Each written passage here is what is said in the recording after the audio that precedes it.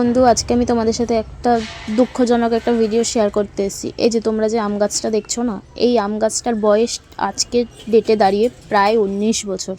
ঠিক আছে, মানে আমার বয়স 23 এখন। এটাকে আমরা ছোটোবেলার থেকে দেখে আসছি। এই আম গাছটার এত ফল হয়, বাড়িতে সবাইকে দিয়ে খাওয়া হয়। বাট কিছু কিছু মানুষের জন্য মানে এই গাছটাকে আজকে তারা আমাদের কাছে কোনো পারমিশন ছাড়াই গাছটাকে কেটে দিল।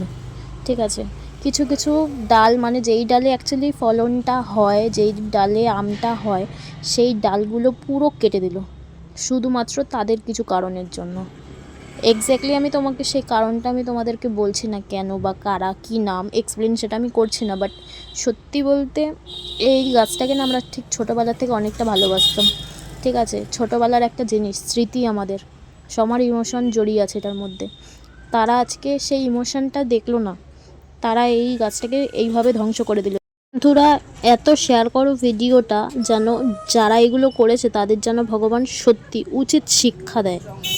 আমরা সত্যি চাই, এই গাছটার প্রতি আমাদের একটা আলাদাই মায়া ছিল।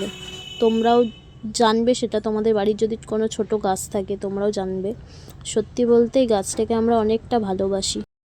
সে এখন ফল দেওয়ার সময় হয়েছে, আর 2 মাস থেকে 3 মাস পর কাটলে গাছটা কী ক্ষতি করেছিল ওদের? 2 থেকে 3 মাস পর তো কাটতেই পারতো গাছটা, তাই না? কারণ এখন ফল দেওয়ার সময়, ও আর যে কটা ডাল বেঁচে আছে ওই কটা ডালে আর কটা ফলই বা হবে? যাই হোক, যা করেছে ভালো করেছে, তাদের যেন ভগবান উচিত শিক্ষা দেওয়া, এটাই আমি চাই।